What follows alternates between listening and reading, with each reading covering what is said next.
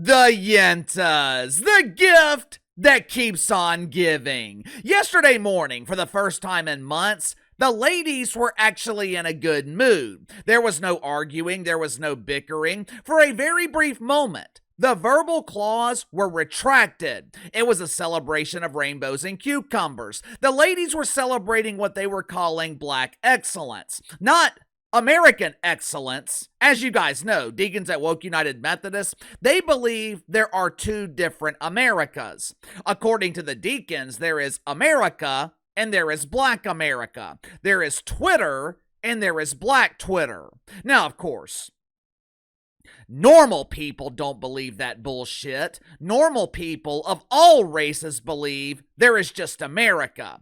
But the deacons and the Yentas, they prefer to live in this constant state of delusion. They prefer to live in this utopian world where everything, and I mean everything, is based on race and chosen gender.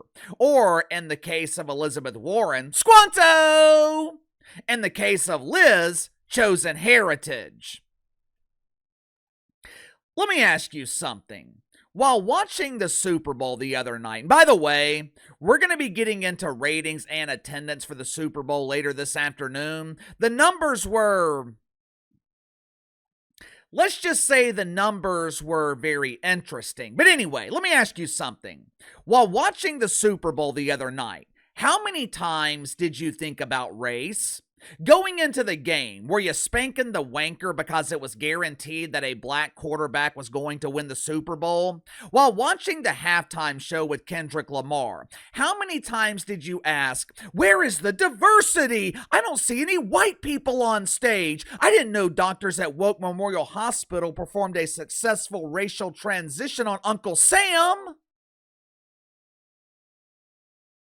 Super Bowl lasted what? 4, maybe 5 hours? In that 4 or 5 hour time span, how many times did you think about race? How many times did you emotionally break down because there was no gender diversity on the field?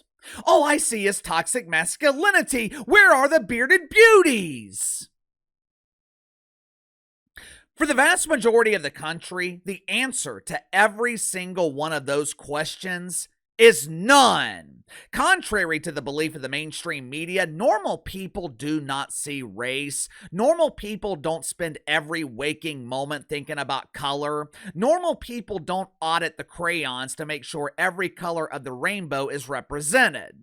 Yesterday morning, there was a celebration on The View. Initially, I thought they were celebrating because the whoopee cushion released a new fragrance of the Boodle Breeze, or her doctors had given her PEDs, which in this case would be toxic beans, and she was able to increase the Category 5 winds of the Boodle Breeze from 150 miles an hour to 200 miles an hour. With Boodle Breeze at that speed, Joy Reid's remaining hair does not have a chance.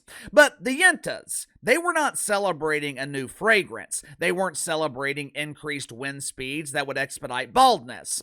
The ladies were celebrating the Super Bowl while admitting they didn't watch the Super Bowl. But there was no need for them to watch because the ladies, they were not celebrating football. They were celebrating race. Make sure to like and subscribe. You can follow me on Twitter at KC_BTL84. Let's go ahead and get to the sponsor for today's video. I know she sends these certificates to politicians, but maybe she can also send them to the ladies on The View, my good friends at Shame. Have you ever wanted to tell a politician exactly what you think of them, but in a way that's safe, effective, and funny at the same time? Well, now you can with Shame, the ultimate way to hold politicians accountable and have a good time while doing it. From Johnny B. Biden to cackling Cam Harris, Shame lets you send custom comedic certificates to the politicians who piss you off. Whether they have been lying, lazy, or downright incompetent, Shame has you covered. Want to call out the liar-in-chief or maybe award a mass invasion maestro? Shame has dozens of options for every broken promise or incompetent blunder. Here's the best part. These personalized participation awards, they are mailed directly to the politician of your choice anonymously. It is the perfect way to vent your frustrations and let them know you're pissed off without ever having to say a word. So click the link in the description below. Use my promo code BTL10. Save 10% off your first purchase with Certashane. Yesterday morning, the ladies opened the show with their recap of the Super Bowl. Now, obviously, it is incredibly difficult to recap something that you didn't watch, but this is standard operating procedure on The View. The Yentas are constantly talking about things they don't know a damn thing about. The whoopee cushion opened the show by cranking her leg and releasing a mild breeze. Since this was the beginning of the show, she didn't want to cloud the studio with her toxic fog. Once the audience of lonely women were intoxicated with the boodle breeze, the floor was then given to Ana Navarro. Now, Anne openly admitted that she did not watch the Super Bowl. Her husband, the Pepperidge Farm guy, he spent Sunday evening baking cookies while Anne was scrolling through Twitter. Well, KC, I thought the Yentas left Twitter. Don't you mean that she was scrolling through Blue Sky? No, because Anne was talking about the racists that she was coming across. As you guys know, racism does not exist on Blue Sky. Usually, Ana Navarro would be whining and complaining about mythical racism, but yesterday, she was celebrating the NFL for making white people mad. I have no idea what the hell she's talking about. Maybe you will. Watch for yourself. I wasn't watching the game, but listen.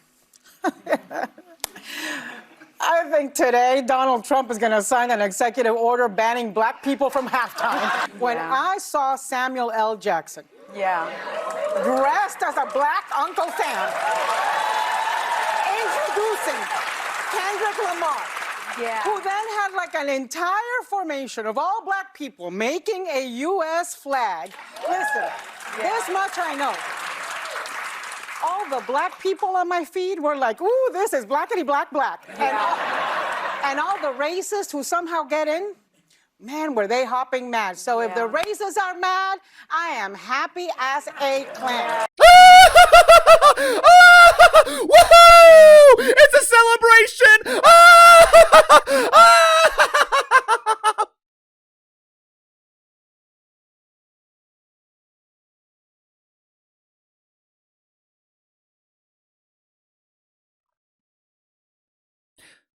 There seems to be some confusion, or in this case, outright delusion. There seems to be this intentional misunderstanding in the mainstream media regarding the halftime performance from Kendrick Lamar.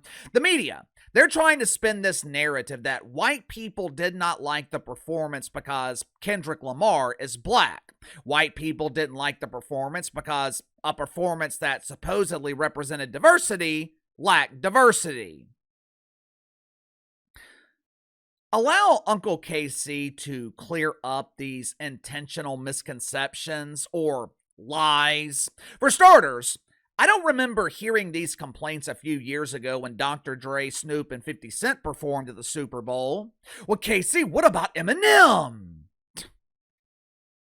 Yeah, he was there too, doing his best impression of Colin Kaepernick. I have never been a fan of Eminem. I respect his talent, but I just never liked his music. But no one was complaining when the legends performed at the Super Bowl. Why?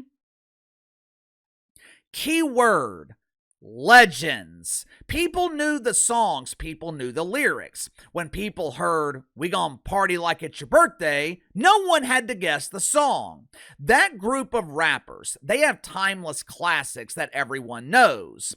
The criticism of Kendrick Lamar's performance, it's got absolutely nothing to do with race. I like Kendrick Lamar. I knew every song that he performed at the Super Bowl. But I am in the minority. My 73-year-old dad, he has never heard of his music. He's never heard of Kendrick Lamar. He's heard of 50 Cent. He's heard of Dr. Dre. T.I. is my favorite rapper, but T.I.'s got no business performing at the Super Bowl, and T.I. has more crossover hits than Kendrick Lamar does. Again, it's got nothing to do with race and everything to do with the fact that a mainstream audience is not familiar with Kendrick Lamar. People were not mad, they were confused. The celebration and the condescension continued on The View with my personal favorite, Asuncion. The radiance of Sunny Hostin was immediately diminished by her toxic mouth farts. Sun decided to educate the uneducated by explaining the nuance of Kendrick Lamar's performance. She basically insinuated that if you didn't like the performance, you weren't smart enough to understand it. Watch for yourself. All these attacks on diversity, all these attacks on African Americans, it was so nice to see Black excellence and joy in front of the sitting president who decided for the first time to go to the Super Bowl. New Orleans. I don't think he's ever going back. I don't think he's going back. Then you have Kendrick Lamar. A lot of people said they didn't understand his performance. Guys, he's an award-winning, a Pulitzer Prize-winning musician and poet. Okay, so it was a many-layered performance. You've got Serena Williams crip walking. What I also really enjoyed about Kendrick's performance is it was performance art. If you really looked at it, it was multi-layered. Yes, he had people dressed in red, white, and blue, the colors of the flag, but he also had those people. He was standing in front of them because he's explaining that this is a divided country at this point. He also has them leaning to the side because this country was built on the backs of Black people. Believe it or not, Sunny Hostin is right. There was a lot of artistry in his performance. There was a lot of messaging, a lot of nuance, but this is exactly my point. This is what I keep talking about when I say the Super Bowl was not the right platform for a performance like this. We're not talking about an audience of 2 million. We're not talking about an audience of 20 million. This is the biggest mainstream platform in the world. The NFL was bragging about the Super Bowl being broadcast in over 100 countries. You'd think people in Mexico understood what the hell was going on? You'd think people in Brazil understood the messaging? If people in Chicago didn't understand, how in the hell can you expect people in Tokyo to understand? This is another desperate attempt from the mainstream media to divide us. They are trying to use the Super Bowl. They are trying to use Kendrick Lamar to create racial division. You know, this show is an absolute embarrassment. The View is an embarrassment. The Yentas really think Donald Trump was personally outraged by this halftime performance. They really think that people are angry over a halftime show, when the reality is no one cares. No one gives a shit. The only people that care are the people in the media who make their living by spreading division. What I don't understand is how this show, The View, how The View still has an audience. Are there really that many lonely women in America? We are living in a time where it has never been easier to get a date. All you have to do is go on your phone and swipe right. But I would imagine that it is incredibly difficult to find a man when the first words in your dating profile are, "I'm the vice president of the Yenta fan club." Give me your thoughts on this. The ladies on The View try to use the Super Bowl to spread racial division. They claim Donald Trump will use his powers to ban people from performing at halftime at the Super Bowl. Sound off in the comments below. I'll see you guys later.